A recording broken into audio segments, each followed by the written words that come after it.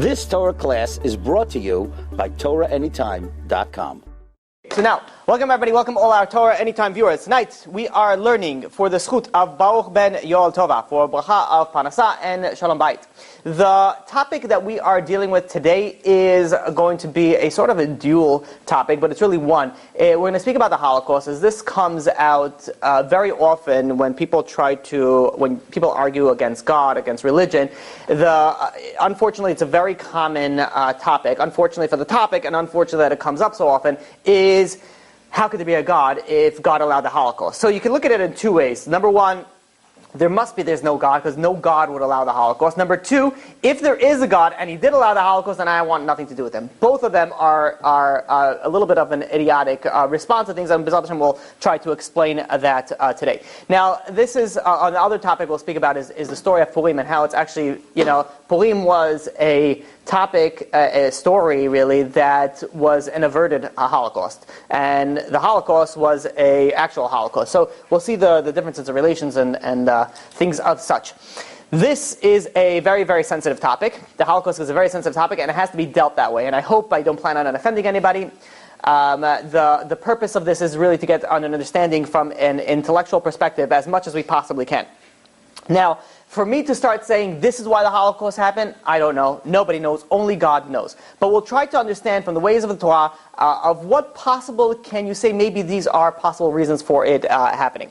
That being said, one of the reasons why it's also a very sensitive topic for me is that I have some grandparents and great-grandparents that I lost during the Holocaust. I know my grandfather told me the story that when he he got out, but the way that he got out, he was actually sent to a work camp, and his father, so my great-grandfather, gave a SS officer $10,000, which is all the money that he had, and basically bribed him to smuggle him and as much of the family as he can out of the area, so for safety. So they actually, this SS guard actually he escorted my grandfather and a few family members out to the border. The second that he got to the border, the SS guard says, "Listen, I'm out. It's all on your head, and good luck." Now, my grandfather was traveling with a violin. And when they stopped him, they were like, "Where are you going?" Because obviously you just can't be, even in the outside borders, we can't just be randomly just walking out of nowhere. It was wartime. So he says, "Oh, we're going to go play at a wedding." And he told me, he says, if they would have asked him to, "Oh yeah, let's hear you play," they would have been done, because he had no clue how to play the violin. He was just carrying the actual violin. But unfortunately, his younger brother and his sister, along with her family, did not make it out, and they were brutally killed on November 16, 1941. That was from my mother's side. My father's side also, my grandfather never spoke about what happened, because he lost a lot of siblings. My father doesn't even know how many siblings he lost, how many siblings how many uncles and aunts he lost. And the same thing for my father's mother also. They did not speak at all about the Holocaust. The Holocaust was a very, very terrible time for the Jewish people, so much so that some people were able to speak about it, other people were not. And I'm only bringing this down, and this is also from my wife's side also, lost, unfortunately, family members. So this is a very sensitive topic, and it can't be treated just in a sort of a way, this is the reason that it happened. It has to be treated very carefully on how we go, and I hope and I pray that B'ezrat Hashem will do that, and the intent is not to offend anybody, chas v'shalom, or not to bring anything, but it should be a very, very big wake-up call. Because one thing for sure, it wasn't a prize. It wasn't like, "Hey, you guys are great, I'm going to send you a Holocaust." It didn't happen that way. It was not a good thing. There was a bad thing, and we know, the Gemara says, when bad things happen, you have to look into your actions. So, when you go and you speak to somebody, and they start saying, they claim to be non-believing because how could there be a God if there is a Holocaust? So, the question is only valid only if you believe in God. Only if you think there is a God, then the question is valid. Because if there's no question, if there's no God, then there's no question. Why do bad things happen? I don't know. They got strong, they won, and that's it. They defeated. That's why it happened. The only time when it becomes a question, when people start asking, how could there be a God, means that you believe or you have a thought that there is a God, but rather you just don't understand, you're not happy with the outcomes, you might be angry in it, which is an emotion, but it's not an intellectual belief that God does not exist. So, before we begin to try to understand it, let's get a brief overview of the Holocaust. We'll start off with Hitler, Yamach Shemo, that people think, what? Hitler had a very, very terrible upbringing with Jews. He probably had, like a really bad, math teacher that was Jewish and failed him, and that's it. He's like to the end of all the Jews. And then actually, it's not like that. He actually had a very, very good relationships with the Jews that he had. If I believe his doctor was Jewish, not a surprise again. The one who saved his life was a Jew. I don't know who saved his life, but when he was younger? Mm-hmm. He was really sick. Oh, yeah? Thanks. See, look, hakarata tov. No gratitude. So there was also, I believe his commanding officer in World War I was also Jewish.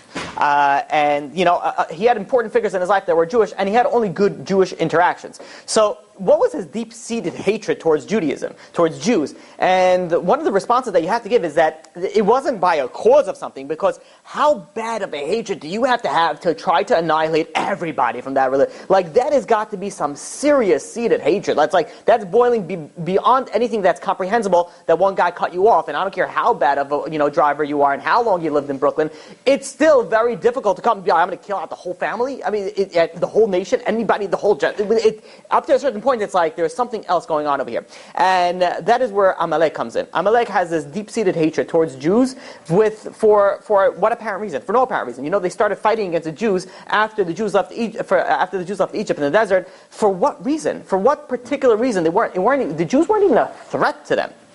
So the one thing that you cannot say about Hitler is that he was not a good politician. So that was double negatives, which means that he was a very good, he was an unbelievable talker. Think about it this way.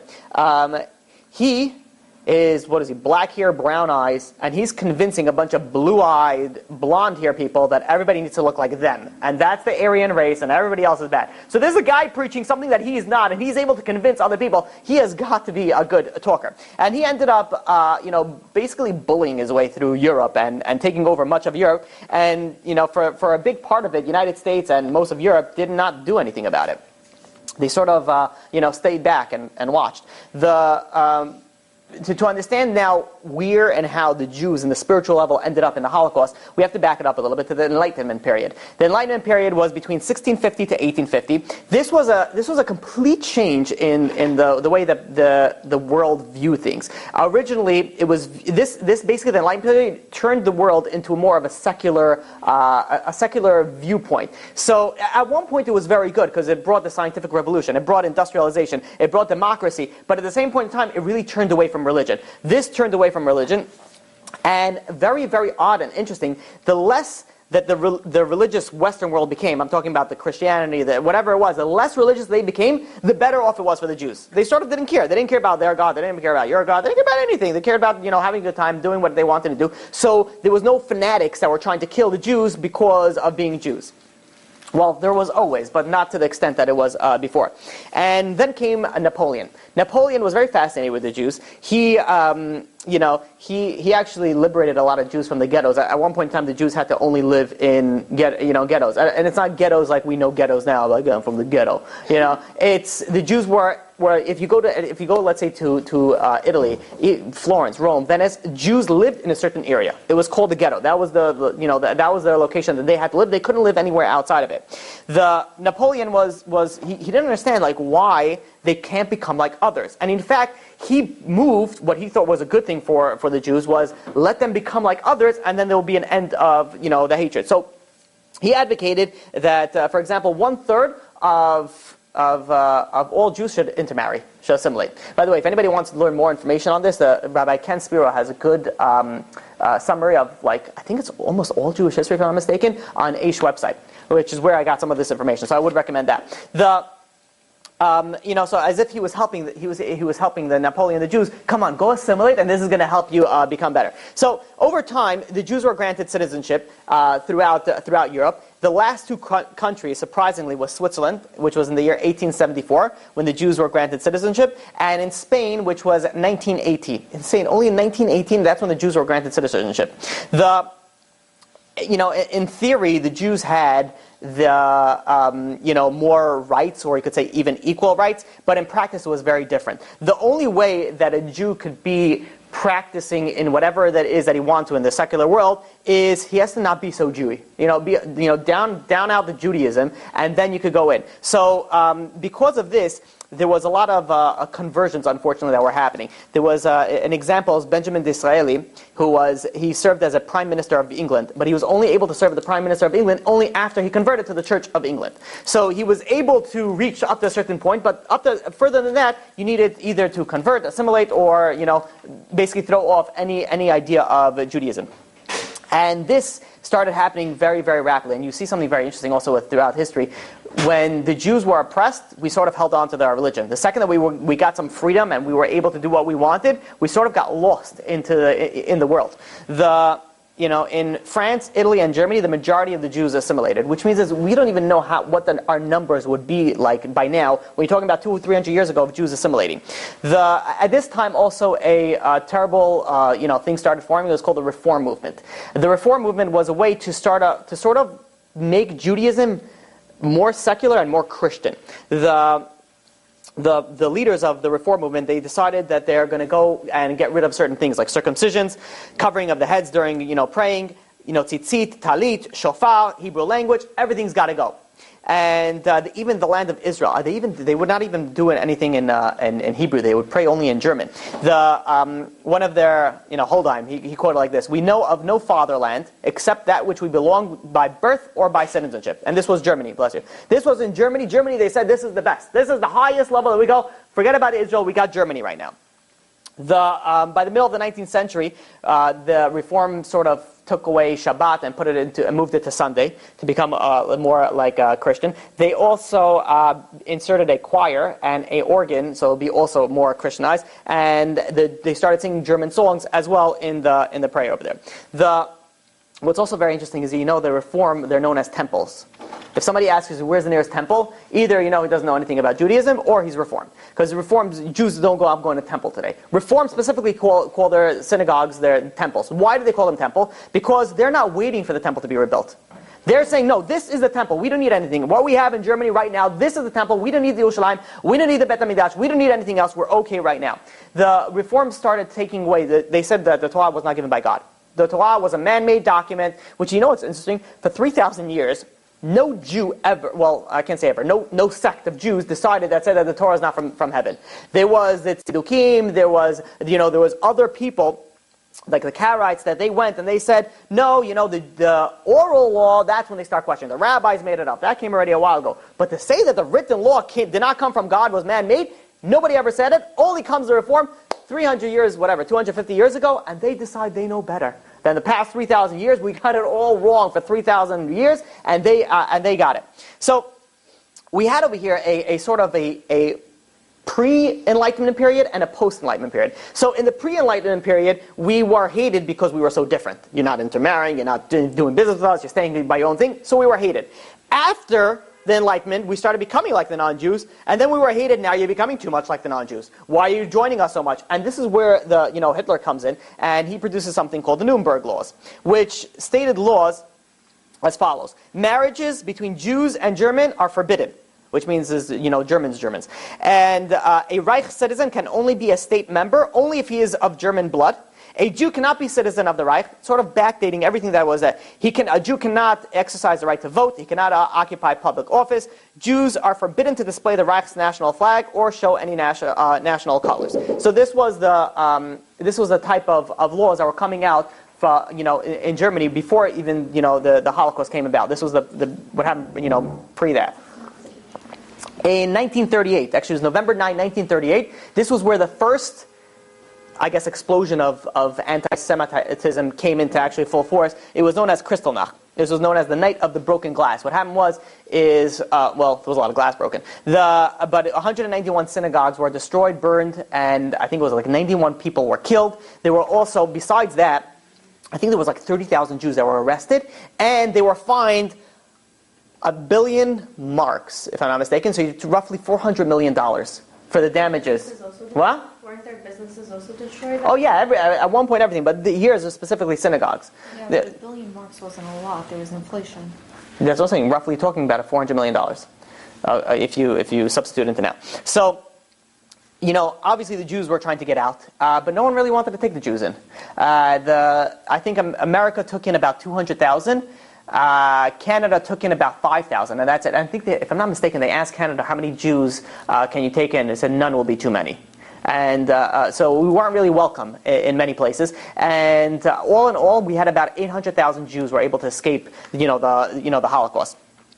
And unfortunately, those that didn't escape, close to 6 million of those, died a terrible, unnatural, something that we can never ever fathom, that you had to have little kids watch their parents watch the little kids watch their siblings, things that were people digging their own graves, things that were unheard of happened in the Holocaust. So now, how do we explain that? So we're going to start off, before explaining the right way, we're going to explain the heretics, the koflim's way, which are people that do not obviously believe in God. And you'll see. We'll give a few examples, and then I want to give one response to every one of those examples. It's just sort of a response to them. So if you want to call these Jewish thinkers, there was one of them, and I'm not even going to list them by name because you'll see, they don't even deserve that. There was one person, he became a conservative rabbi, which, as we all know, means absolutely, exactly. This particular rabbi, he was not a, dumb person, I guess you could say. He had a PhD and a master's from Harvard. He has a master's of sacred theology. To be honest, when I saw that, I'm like, that's pretty interesting. I didn't even know that degree existed. It sounds like something you get, in the wizardry school, But he has a master's of sacred theology, and he argues that the horrors of the Holocaust proves that God cannot exist. This Chacham decided, he figured it all out. He says, because of this, God doesn't exist. Okay, let's move on to the next. The next one says that the Jews now have taken on a new relationship with God. Now it's voluntary. You want to, you could. You don't want to, you don't have to. The Holocaust made it all voluntary. The next one is that the God is not all-powerful, not all-knowing, and you can't blame God for being responsible for this. He couldn't. It was out of his control. All those are extremely wrong. Well, those are the three main points. We're going to break them down, and we're going to give one response to each of them, and then we're going to give the response of what the Orthodox Jews hold of. Number one, the idea that God is dead. That either this idea, which is the first one that we spoke about, is saying like either God never existed or God changed. That's what they say. So a response to that is, just because you don't understand something does not mean it doesn't exist. You could go, and obviously this is not comparable, but it's comparable enough that we can give an example. If you don't know how a plane flies, does not mean that planes don't fly. If you don't understand how electricity works, does not mean that electricity doesn't exist. Just because you don't understand the situation of what happened does not disprove something, because you don't have the idea behind it. The next one is something called the eclipse of God, where God is sometimes absent from history. I don't know, a cigarette break, whatever it is, that he was absent, and then things happen. Oh my, I can't believe it. I left so long, and look what we have over here, a Holocaust. This is one of the I don't want to maybe dumbest, because they're all pretty bad. This is, borderline on one of the worst. That's, you don't see the full picture. You see just a part of it, which is really what we were speaking about last class, about suffering, why do bad things happen to good people. Got it right. You have all this idea that you don't know the full picture. To say that God was, were you watching God? Were you watching and be like, taking a break? I knew it. How do you know? Were you just coming to, from where? From where did they get these responses? Number 3 is a limited God, where God doesn't have the power. To this, a very simple response: just because someone doesn't flex their muscles does not mean they're not strong. Just because you don't see the muscles does not mean that the person is not strong. In fact, a weird, thing that sometimes you see, like the really scrawny people, they're like the strongest. You have no idea what, I was, as a kid growing up we were, in school, not always, play chess and checkers, and, tend to be a little bit wild. And surprisingly the scrawniest kids were the strongest kids by far. Like there was one, I remember one kid, he was so skinny, like a wind you thought he could, but this guy he would be able to put anybody down. I really don't understand it. But, so what? Just because someone doesn't look strong doesn't mean that they're not strong. Next one is free will. They say, God gave free will to the human beings, and it's a price we have to pay. God couldn't interfere with that idea. The Holocaust came because free will. They had the free will, and, they won. And the answer for that is you can never, ever get something that wasn't decreed for you. You only get something only if it was decreed. And we'll speak about this a little bit. We'll actually expand about this in a little bit. But you can never say that just because there is free will, that means that anybody can do anything to you, and it's not, that means that God doesn't rule the world. I take it back. This is the worst one. This is the worst one. This is, he goes, you can never attempt an explanation, this person says. He says he believes that there can only be silence after the Holocaust, God's silence and our own silence, which means that God doesn't have an answer, and we don't have an answer. This Tipesh, and that's, whoever doesn't like Hebrew, whatever. It's not a compliment. This guy, you ask him, let's say he has a business partner. Do you know what your business partner is thinking about? No. Maybe he's trying to, scam you out of the business. Maybe he's trying to, you don't know what your wife is thinking about. I mean, if you're a good husband, you can know maybe, 0.5% of the time. A good wife usually knows 99% of the time what the husband's thinking about. But you don't even know what your partner is thinking about. You expect that you know what God's thinking about? All of a sudden, these people have answers for everything. These are answers that are not even, they're incomprehensible. It makes absolutely no sense. The other one is, perhaps God is evil, and God enjoys this. And our response to that is, God is not a sadistic, abusive parent that enjoys, what would be the point of creation?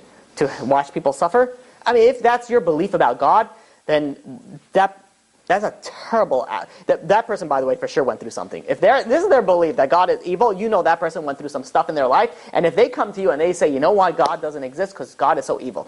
By the way, that all that guy is asking is there's some emotional thing going on over there. They need a hug. I don't know. They need something, maybe a shot of tequila. They need something, but it's not. God is not their issue. The other one, and we'll finish with this on the list of kfirot, is that God has broken his covenant with the Jewish people.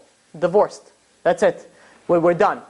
If anybody messed up something, it was the Jews. Look at how we were for the past 300 years, for the past that we were going away, and all of a sudden, we get a little, well, it's not a little, it's a very big potch, and all of a sudden we're like, no, it's God's fault. This, what it reminds me of? It reminds me of, you have these abusive spouses that they say, I'm hitting you because it's why do you make me hit you? Why do you make me abuse you? Those are the people that they convince the other person that they're getting abused and it's their fault. And these are people that get angry, they hurt somebody, and they say, it's your fault that I got angry. It's your fault that I got hurt. Who are you to decide that? And by the way, when you realize from all these things, these are all excuses. None of these are actual reasons. These are all excuses to try to run away from God. You want excuses? You could give excuses. You're not looking for questions. I should repeat this very often. When people have questions on God, that's good. When people have excuses on God, there's nothing to deal with that. When you're starting to deal with excuses for God, there's no one that can ever convince you not, because you're making an excuse. When you make an excuse, there's no response to an excuse. It is, though, now we have to look at the real response and what really is going on. Because if we're the chosen nation, we are the nation that received the Torah, we are the top of the top, we're supposed to... we're the most persecuted nation in the entire history of nations. So best, worst, did we flip the thing? It really does beg you to think about this. A quote for you. This is from Rabbi Yitzchak Finger. Brings down in his book Ask Judaism. Victor E. Frankl. He was a renowned psychiatrist. He goes and explains like this. Says, imagine you have an ape that you keep on injecting this ape. Either let's say you're giving him some antibiotics, whatever it is, and you keep on injecting it, and he needs to get at a certain point in time. Do you think the ape is ever going to be like, this is for your benefit, and they inject it, and the ape is going to be like, oh, okay. Thank you. Yeah, do this side, because this side is a little bit red. No, an ape, no matter how many times you're going to do it, you feed it treats or whatever it is, it's painful. The ape's not going to understand it. Just like an ape can never understand and say, oh, you know what? This is for my benefit. And this is, by the way, this is someone who was a Holocaust survivor. It comes out and says, then how are we to understand what God's doing? How can we understand what's going on over here and start saying that this is not good and this is good and this is not? We only know, and this is something we spoke about very, very in length. Not proper English, but okay. In last class, we have the Parsha in Bechukotai goes and says like this: In Bechukotai telechu.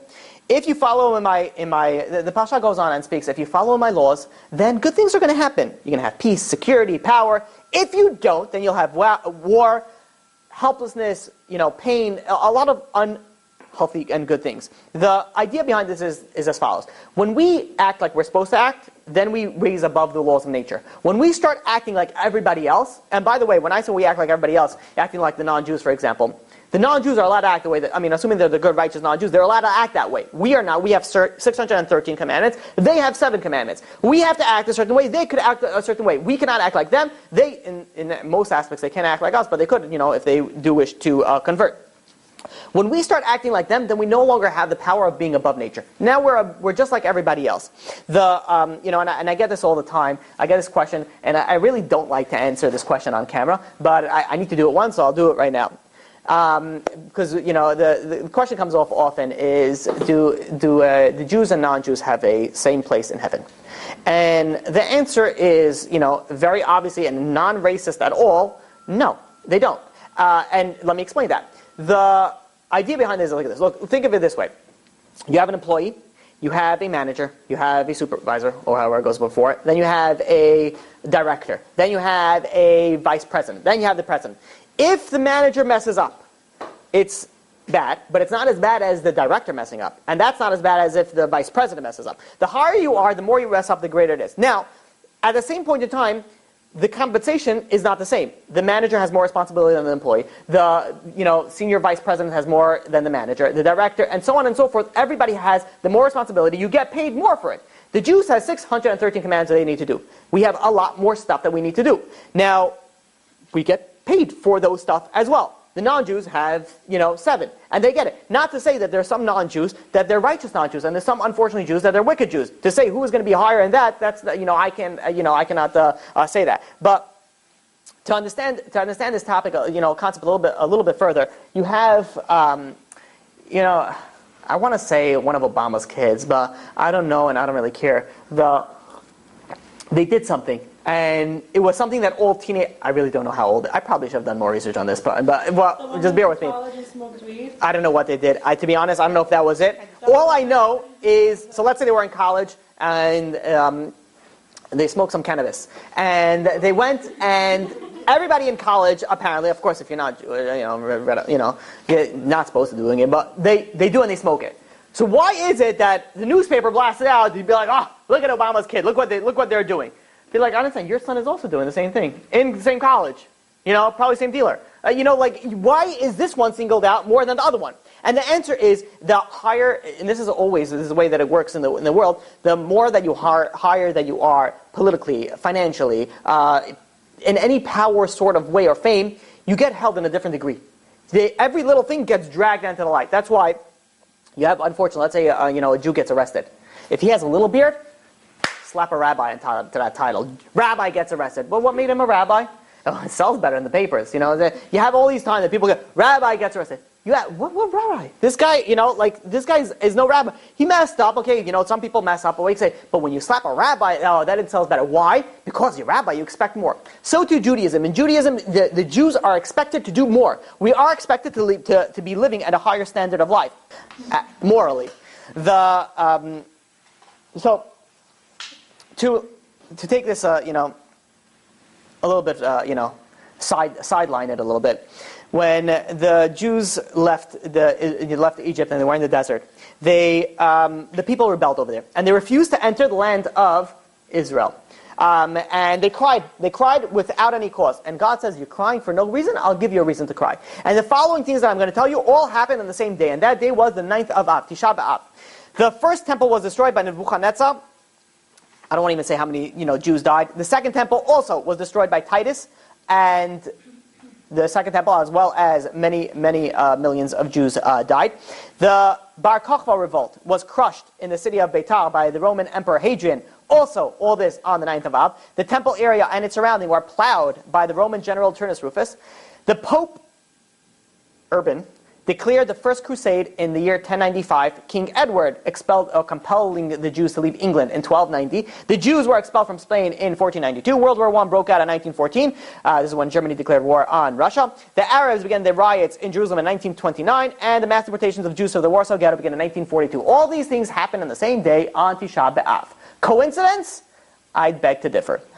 So why? Why is it all happening? Why is it all happening, particularly on one day? There was once it was a panelist that one of the panelists was sitting was a Holocaust survivor, and one guy stood up and he says, "I don't believe God anymore because of the Holocaust." So the Holocaust survivor says, "I'll take care of this," and he says, the Holocaust made me believe in God so much more, because look at what a godless nation can do without God.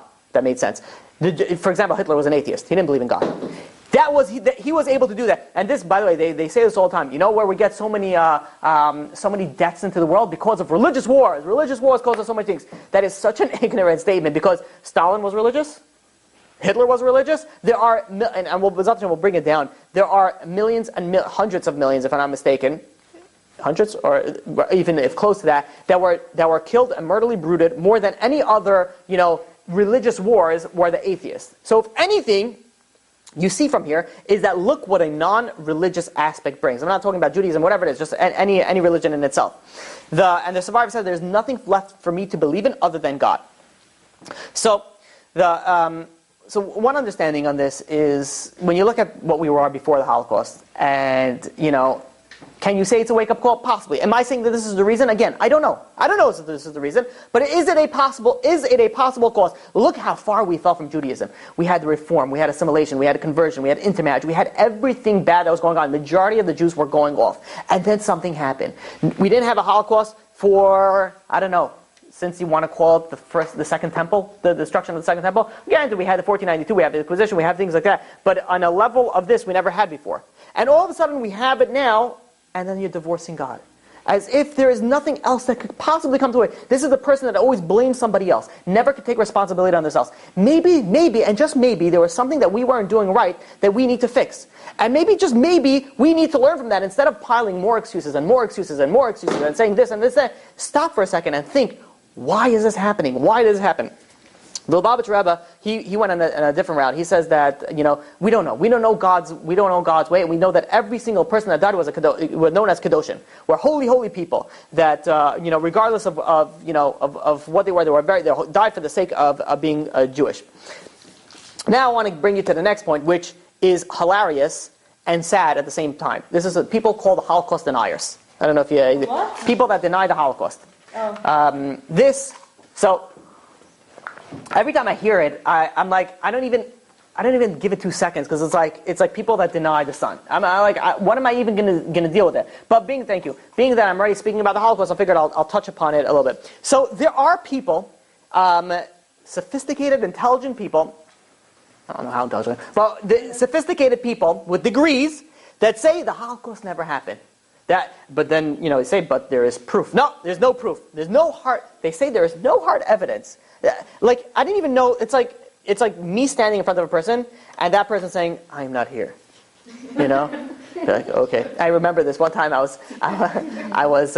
You see how kids' minds work. I don't know why this popped in my head, but I'll share with you. I was standing once in this nursery, non-Jewish nursery. Why I was there was a different story. And I'm standing over there. And a kid runs up over to me. And this kid, I remember, he had like a spider, like a fake, I don't know what they're called, tattoos, like I hope, fake, otherwise his parents would get arrested. He was like 4 or 5 years old. He had like a Spider-Man on one side and then a cross on another one. So he was like, he was fighting Christian crime, whatever he was doing, And he stands in front of me for like 30 seconds. And, it's not nice to stare. So, I looked down at him. I thought maybe he wants to ask something, but he's not. He's just like this. Just like staring.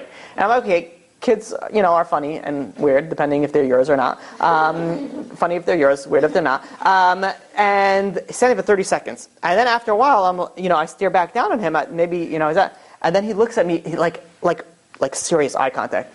And he's like, "Can you see me?" And I'm like, yeah, I can see you.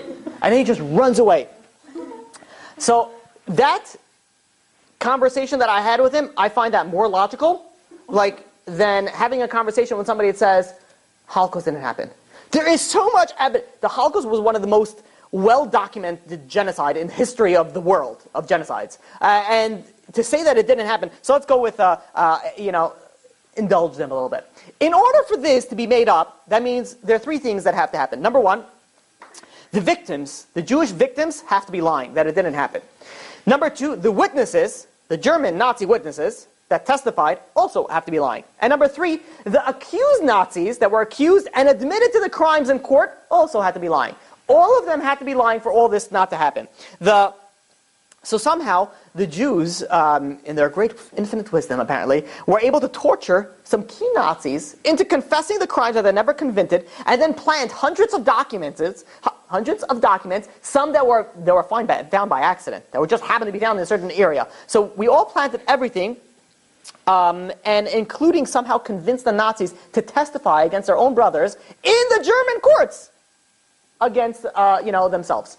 And this is like, the Jews infiltrated the whole German government and they took over everything. This is when you start dealing with conspiracy theories. And I had a guy once, I don't know why I keep on going off topic on this. I had a guy once, came over to my, he was actually collecting money.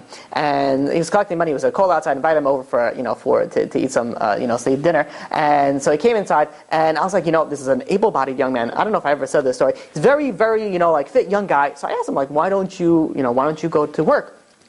And I wasn't judging him, but I'm not going to give you any money. I give him money, I give him food. But I said, why don't you go to work? So he told me he's from Israel, and he sent himself into exile for reasons that are not appropriate, not important. So what?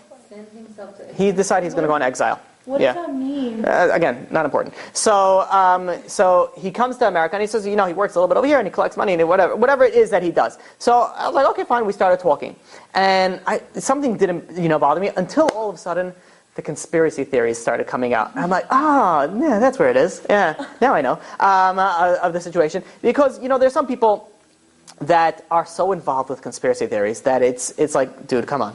Just the Jews own the government, they own the money, they own this, and we own the banking system, we also own the media, and we also part of the Illuminati, and we also, there was an inside government job, take down the 9/11. I know I'm going to get, by the way, emails now and be like, well, actually, I had over here, it's all explosions beforehand. The face of the devil came out in the dust. So, now, whether it is or it isn't, I don't know. I didn't do enough research into it to actually say now.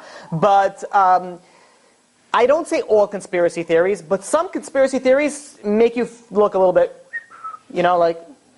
call people in the white coats, type of situation. Some conspiracy theories, all right, I'll give that to you. I'm not, against the whole conspiracy theory, but to say that the Holocaust didn't happen, you need white coat people. And you need to be tied up and locked down. To say, I don't understand the overwhelming evidence. If you never looked at it, then fine. You're just an ignorant person who just says whatever they want. We have plenty of those. But to look at the evidence and then say, no, it didn't, and to even, in the past 50 years, since since the trials and everything, not one Nazi or German or whatever ever came in and said, yeah, we were forced to do it. So we did such a good job. We did such a good cover-up job. And they're like, yeah, you guys were really good at it. I'm like, did this make any sense at all? Even if you just go based on population statistics, they say we have no hard evidence. The populations, what happened to all the Jews? Where did they go? So they actually claim, no, only 300,000 Jews died. So where's the other 5.5 million? Where did they go? The way they explain the crematorium, again, this is a whole topic itself. What about all the photographs? It could be faked. Photoshop, or whatever, it didn't exist back then, but whatever, there's something else. So they go on and on with all the craziness that they go through. Now, when I read this, when I started reading into it, and then I was like, you know what? It always bothered me when people said, I don't believe in God. And then I give them proofs, and they still don't believe in God. Now, you want to refute the proofs? I'm all for that. But to not even refute the proofs and just say, no, fake news, everything's fake. To say that, that's something so ignorant. I'm like, how could that be? But now when I read this, and I was like, you know what? If people could go and deny the Holocaust, which is hard fact evidence, you cannot deny the fact that, and there are senators, not yet, there's someone's trying to run for a senator, that he is I don't know if he calls himself a Nazi, he's not affiliated to any group, but he believes that the Jews made up the Holocaust, it wasn't there. What would be the purpose for all this? For money. We did all this for money, and maybe for the state of Israel, depending on who you ask. The absurdity of how it sounds. Like, there's a certain point in time, I wonder if they hear themselves on how crazy they sound. To say you have the facts and to say everything is all fake, then, when somebody comes over to me and says, I don't believe in God, I'm like, all right, you're not as crazy as the guy. I mean, you're not crazy at all. I mean, some people just need the knowledge for it. But to the idea that you have somebody who could just go into facts that are just like, this was not a good color. This is black. And be like, no, this is red. And we're all non-colorblind. If someone could say that, then then it doesn't bother me all of a sudden so much when somebody cannot understand God. The real reason behind it all is these people, they don't want to believe in the Holocaust. They don't want it because then there's something that they need to feel bad for the Jews or whatever it is, that the reason they want it. So they have the same idea. They have these excuses. They have these excuses that they're just giving, that there is no need, and let's make it up that it never happened. The same idea. When people push away God, why do they push away God? Because I want to do what I want to do. I want to party. I don't want to be bound down to laws. I don't want to be, stuck doing certain things. I want to be free. I asked this guy once. I was trying to get him, to keep Shabbos, and I said, "Why don't you keep Shabbos?" He's like, he was a religious guy, and you know what he told me? He says, "It's a day off. Saturday's a day off. I want to go to the beach on Saturday." I'm like, go Sunday, go Friday. Like, why do you have to be specifically? And he had no reason. And he believes in it. It was very interesting because whenever that happens, I figure they don't believe in God. But no, I believe in God 100%. They believe in God. It's like whatever. I choose not to follow it. Happens to be these people all lacking knowledge. It's not that they are, the very big fundamental that you really learn from this when you're dealing with these people is they don't understand it I don't want to say the correct way, but they don't understand it the full way. They really don't know what's going on up here, and maybe they think it's not so bad. Maybe they think it's okay. It's not a big deal. Whatever it is, it's very unfortunate and has to be dealt with in that way. This leads us to another point, which is very important in this topic.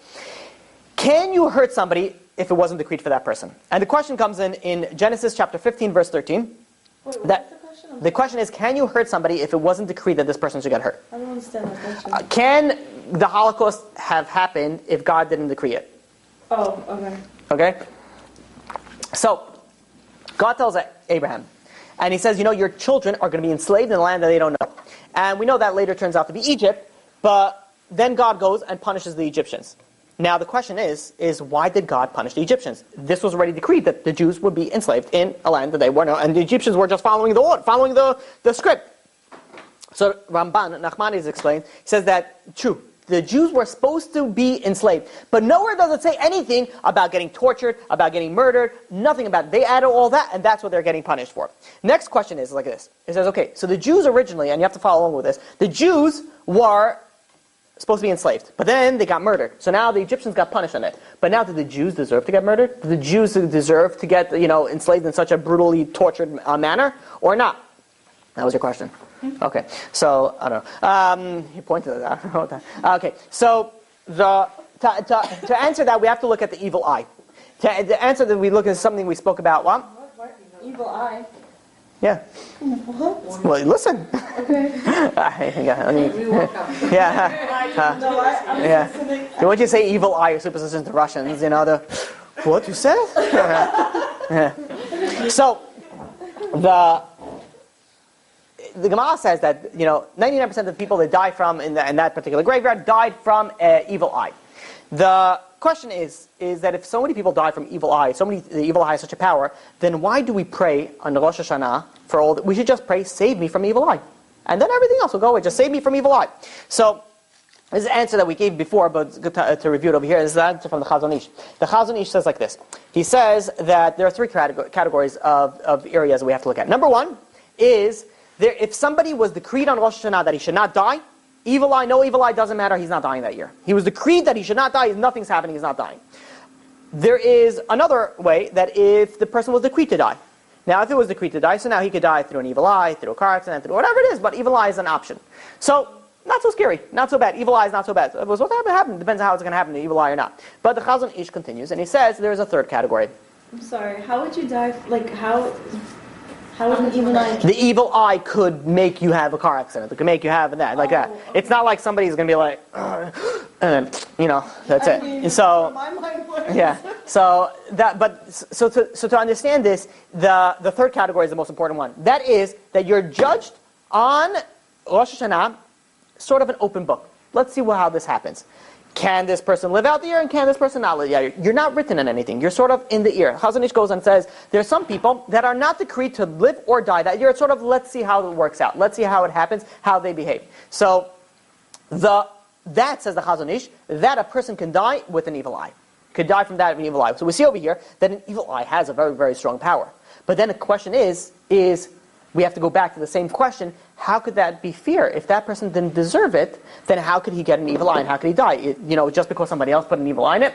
So to answer this is to understand how an evil eye comes from. The way that a person can get an evil eye is he has to open up. One of the ways is if this person gives an evil eye in somebody else, then we could be measure for measure. Everything is measure for measure. The way that you prevent yourself from getting an evil eye, by the way, is don't give an evil eye to anybody else, and they cannot give it on to you. So if this person goes and gives an evil eye unto somebody else, then he opens it up, and hence it's an evil eye in him, and hence it's measure for measure. Which means, and I'll get you in a second, which means is nothing that happens is just by chance. Everything is measure for measure, and everything is decreed. To say that the Holocaust wasn't meant to happen, to say that this person wasn't meant to die, it's very unfortunate. But everything was supposed to be the way that it was. To understand it, we'll only understand after 120. But it was supposed to say that it wasn't happening, or didn't happen, or shouldn't have happened, or couldn't have happened.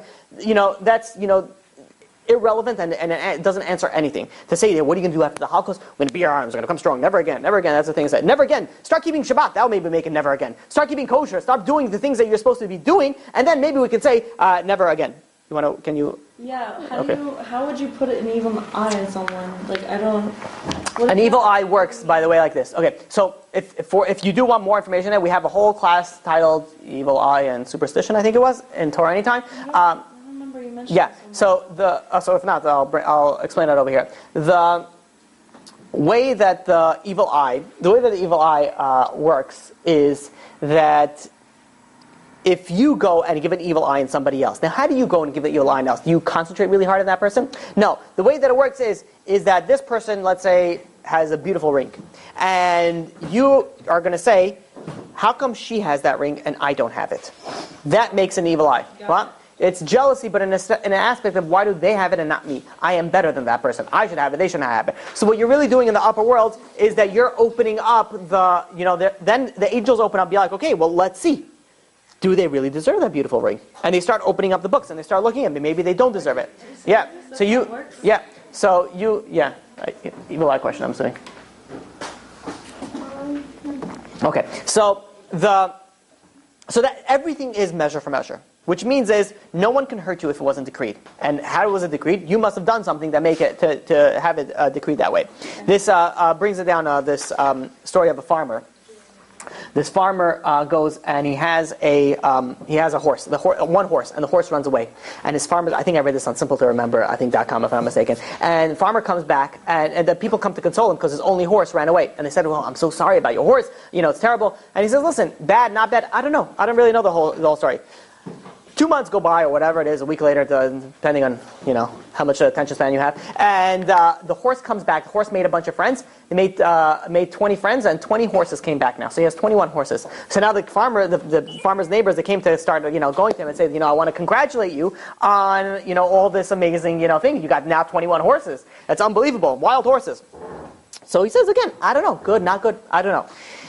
Then one of the following days, this farmer's son was riding on one of these wild horses, and they were becoming really wild, and they flipped him off his while he was riding. He fell down and he broke his foot.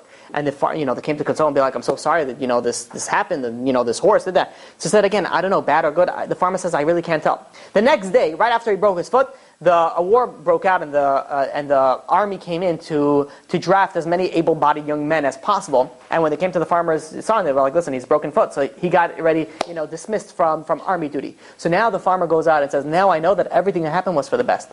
The same thing, we don't know. And we don't know the whole story. We don't know the whole situation. And as hard as it is to say, and it's very difficult, everything that God does is for the best. How do we understand that? We lost family members. We lost that. I don't know. I can't give you the answer for that. But one thing I do know is that you have a Father in heaven that loves you and cares for you for every single thing that you do. And that is, automatically that is for the best. So this is what brings us to one of our final points on this before we go and explain the Purim on this topic, is think of a same scenario happening to two different couples. So one couple is a very good relationship. Another couple is a not very good relationship. The good relationship couple, both of them, they say you have to be, the wife says to the husband, I need you here 8 p.m. sharp, you have to be there for me. And she's doing whatever she's doing and she needs him to be there. So fine. Comes 8 o'clock, the husband doesn't show up. 8:30 doesn't show up. So the good couple, where they have everything good, she sees the husband's not showing 8 o'clock. She's not showing at 8:30. She's not showing at 9 o'clock. What is she thinking? Something happened to him? Is everything okay? I wonder if everything is fine. Now you pause that scenario. You have the same exact scenario in a bad relationship, and the wife, is waiting there. 8 o'clock shows up. The husband doesn't come. What do you think she says? Of course he doesn't come. He's good for nothing. He doesn't do anything right. 8:30 doesn't come. I'm going to have his head. 9 o'clock doesn't have. If he doesn't have a good reason for this, he better be dead. If he's dead, then he is going to deal with it. Same scenario, different responses. Why? Because it depends how you view the other person. If you have a good relationship with God, then you see that God loves you and God cares for you. Then anything that bad happens, you be like, okay, if God loves me and God cares for me, this must be for the best. If you have a bad relationship with God and you don't like God or whatever it is that you have with God, then everything that you see is going to be bad and it's going to be terrible and everything is bad, bad, bad, bad, bad. Why? It all depends on the context of your relationship with God. And really, that really depends on everything. Now, I want to share with you how this is actually related to on Purim, and then we'll open up for some questions. There's a beautiful article that I read by Rabbi David Rosenfeld in Esther, chapter 9, verse 13. It says like this. It says that, and I'm going to quote: "Allow the Jews who are in Shushan to do tomorrow as they did today, and let the 10 sons of Haman be hanged on the gallows." Now, the reason why this comes up as a little bit of a question is the 10 sons of Haman were dead already. Why is Esther going and says, let's hang them tomorrow? Let's kill them tomorrow. So there's two things that we need to focus over here on. Number one, the word for tomorrow was used machar. Machar often means to in the distant future, not just tomorrow. Often means like tomorrow, like very, very far in the future. Another aspect that you have to know with the Megillah, with Megillat Esther, is when it says king, under the Kabbalistic version, when it just says king, it's referring to the King of Kings, God. So, when it says over here, the Megillah is alluding to something, that somewhere in the future, there is going to be, the hanging of 10 of Haman's sons. Now, when you look at the Megillah, and this is in Hebrew, if everybody can see it, if you can see, there is 3 letters that are written very, very small. Let's see if I can see it from here. From here. There are 3 letters that are written very, very small. We have one over here, and one over there. So you have the Taf, the Shin, and the Zayin. These letters are written very small. And the question is why? Every letter is supposed to be the same letter. Why are these particularly small? There's also one extra big one. This is Vav over here. So, this, if you take out these letters, which, did I write it big? Yeah, here it is. If you take out Taf, Shin, Zayin over here, it comes out to the numerical value of 707. And the Vav means the 6th millennium, which means this is the year 5707. What is the year 5707 in the American calendar? It is 1946. What happened in 1946? Oh, this is amazing. It's unbelievable. There were the Nuremberg trials, and there were 11 Nazis to be hung.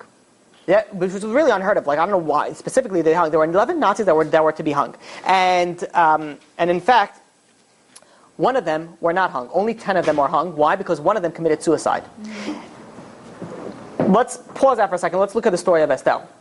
We know Haman had 10 sons that were hung. He also had a daughter that committed suicide. This person that committed suicide, his name was Hermann Göring. He also happened to be a cross-dresser. And to say that's a coincidence, that's interesting. 10 German Nazis were hung, and you know what? One of them, Julius Streicher, he said after his face was covered, before he was hung, he screamed out, "Purim Feast 1946." And if you don't believe me that this is some Jew made it up, this is written in Newsweek magazine, October 28, 1946, page 46. He screamed out, "Purim Fest 1946."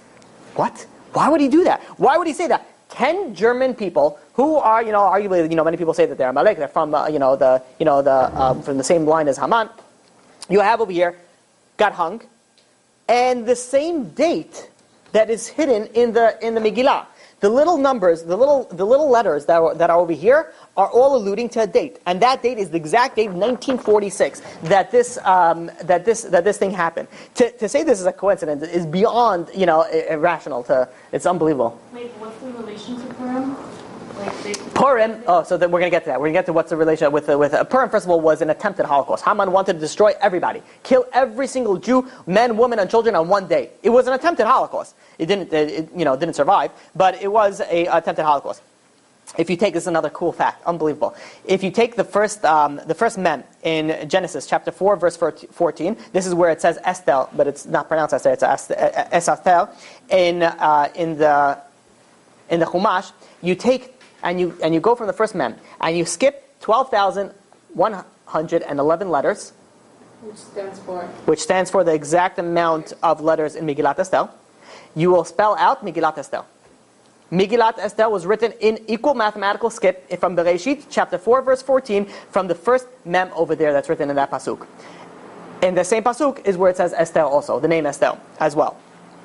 Now, there is, that's Mordor, that's something else. Yeah, I'm going to 12,111. So the Chassam Sofer goes like this, and he says, you want to know what's one of the most fascinating miracles of Purim?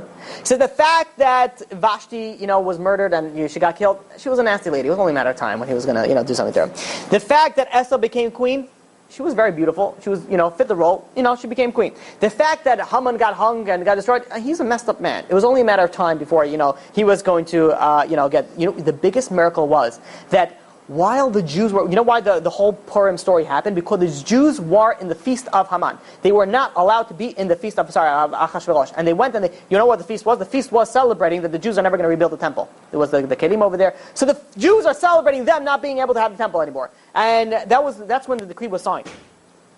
The biggest miracle was, during that decree is when God was starting to orchestrate how they're going to get saved. Because during that party is when Vashti died. Vashti got killed. And that's what all the factors led up into Esther coming into power. So look how God loves us. While the Jews are sinning and slapping God in his face, Lahavdil, God is saying, okay, but now I'm going to save you this way. Like, this is going to happen, but I put in all the things into play of how the Jews were going to get saved.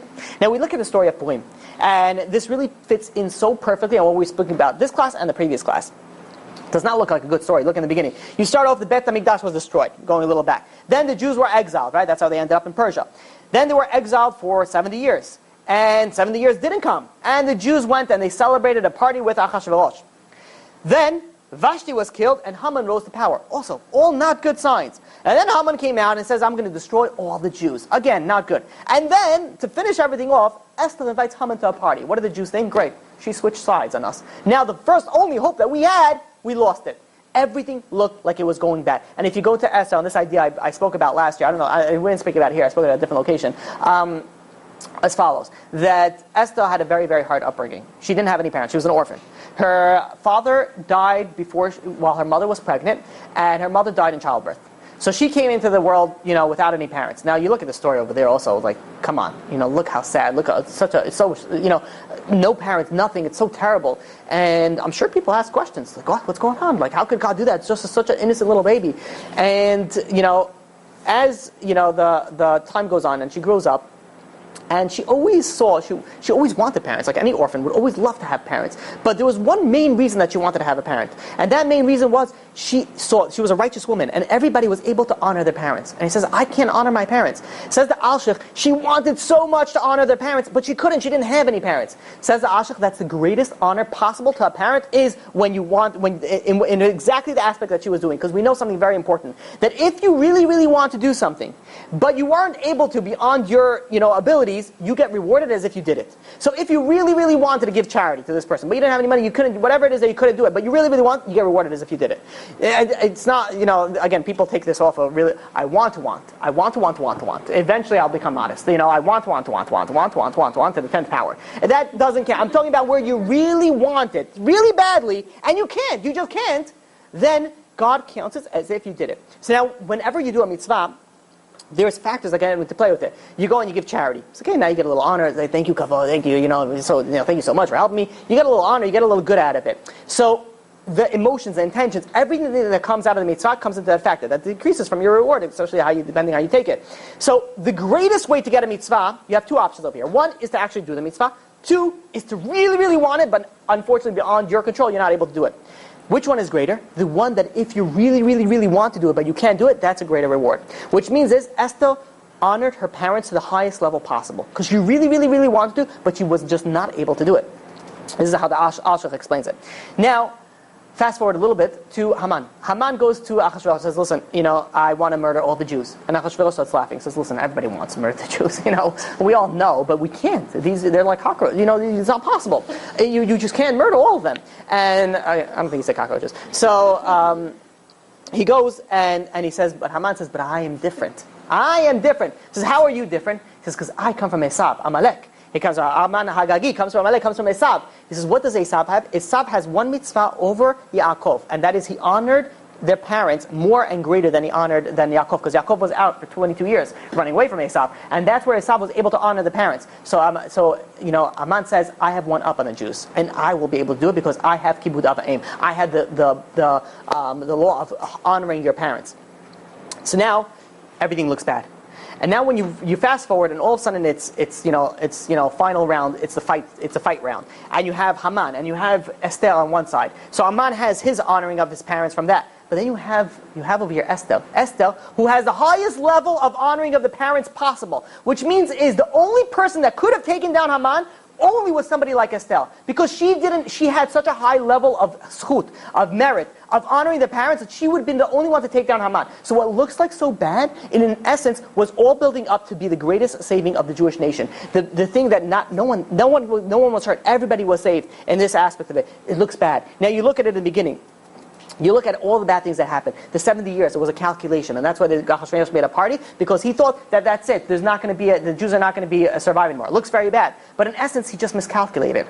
And the 70 years came, and when he came, the Jews got back the Beit HaMikdash. You have Vashti was killed, and Haman was raised into power. We just said that's the salvation. That's how we got saved when Haman went into power. All of a sudden, Haman came out with a decree: destroy all the Jews. He says that's what caused the Jews to do tshuva, and because the Jews did tshuva, they got saved. Esther invited Haman to the party. This is the way that she brought him down. This is how everything went down. When you look at the story from the way that it's written, and you look at it from the beginning, it looks very bad. You look at it at the end, everything was so beautiful. Everything matches in so perfectly. But one thing we see over here is you see that the Jewish people, when they had the same scenario, you had Haman and you had Hitler. When the Jewish people did tshuva, we got saved. Now to say, I can't blame, I don't know what happened in the Holocaust. I could only tell you what happened on Purim. But Purim, we got into a situation that we were almost destroyed, and we didn't raise arms. We didn't start doing push-ups and learning Krav Maga. And that's not what saved us. We did tshuva. We did repentance, and that's what saved us. When you look, you want to not have a Holocaust again? I'll tell you the formula. And this I'm confident saying, do tshuva. Fix yourself and make sure that doesn't have a Holocaust. Not something else. I'm going to get you in a second. I want to finish off with one final thought, and that is the fish. And I know I'm a little bit over. Okay. So you ever see when you have the fish? This was not my Torah. This is Rabbi Fischl Schachter said. It's beautiful. You have the Mishneh Chasadah. You usually see two fish that are facing each other, right? And you always wonder what's up with that. Like what's with the fish? If I'm not mistaken, I think fish has something to do with Christianity. I don't know. I never looked into it, but I know they have this fish symbol on their cars, and that usually means the cross somewhere over there. Why are you putting on the fish on specifically facing each other? And I heard this is a fascinating shot on that. I really, really enjoyed it. Fish. You don't know what I'm talking about? You never seen a picture of Mishinech Masadam Albim B'Simcha? All those things you'll see they have two fish on it. I don't know. They also have fish. Yeah. I feel like I'm really unclear today. Am I unclear? Is it not? Is it? Huh? Right. Pesach, we don't have the month. You have Sukkot. We don't have we don't celebrate the symbols of the month. Why specifically only Adar that we have it? Okay. So, okay, good. Okay, Baruch Hashem. So you searched up the picture. You found what I'm talking about. Okay. Okay. So the idea is like this. The idea is a fish goes and it eats other fish, most fish. And how do they do? They go and they chase after the fish, and they open up their mouth wide, and they're like, Pac-Man, get the fish. But then what happens is, how do they actually get, that fish is fast and they swim away. How do they actually get eaten? There's another fish that's swimming around, right? It's like this Nemo guy, and he's like, oh, tunnel, let's check this out. And dinner. Into the other fish. He just swims into the other fish's mouth. And he goes in head first. Now, what would be if you have a fish of very similar sizes eat another fish from behind? The fish have scales and fins. Now, when the fish goes down, the skins and the scales come up, and it's going to scratch the whole esophagus of the fish, and it's going to be very, very painful. And the fish is going to, suffer from it. So the only way that the fish could eat without getting harmed is if the fish, with scales obviously, comes in head first, because then the fins don't open up. They just shut down. Everything goes down smooth. When we look at life, we chase after things, and we say, this is going to make me happy, this is going to make me happy, this is going to give me the reason things, and we chase and we chase and we chase. Meanwhile, God's saying, you're running with your mouth open, but God's going to be like, He's going to swoop in with your happiness and like dunk it in. He's like, this is what's going to make you happy. Not what you think. Many times in life we think this is the way that we need to go. This is the answer that we need. God says, you don't know anything. I'm going to show you exactly what you need. You open just like the fish, you'll go in. You ever think about it? It's a month that we're supposed to be happy. How? How are we supposed to be happy? That we're supposed to be happy if you learn in Megillat Esther, you realize that everything that happens is for the best. Not the good, not the bad. Everything that happens is for the best. We might not understand it in the beginning, but in the end we'll always understand it. That is how you're going to reach ultimate happiness. That's how you're going to reach ultimate understanding. You want to know how to understand the Holocaust? I can't help you over there. I don't know why. Possible reasons? We weren't doing what we're supposed to. Very, very strong reason. I hold very, strongly by it. Now again, I can't say that there's so many Jews to say that everybody's at fault. Absolutely not. But we all Jews are related. We're all connected. If you have, this example that I heard, a diabetic, and he eats sugar, a lot of sugar stuff, and then they got to amputate the foot. What is the foot going to say? Be like, hey, why are you doing me? I didn't get any benefit. Get the stomach out.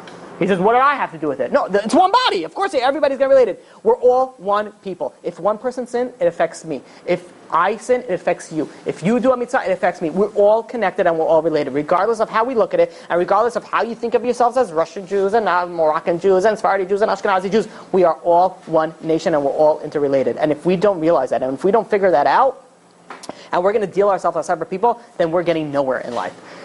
B'ezrat Hashem, that we should actually learn from this, and it's again, I don't know how much offense I put over here. I don't think I did that much. No, okay, good, Baruch Hashem. But the idea is learn from it. Yes, it's something bad happened. We have to think about it. Why?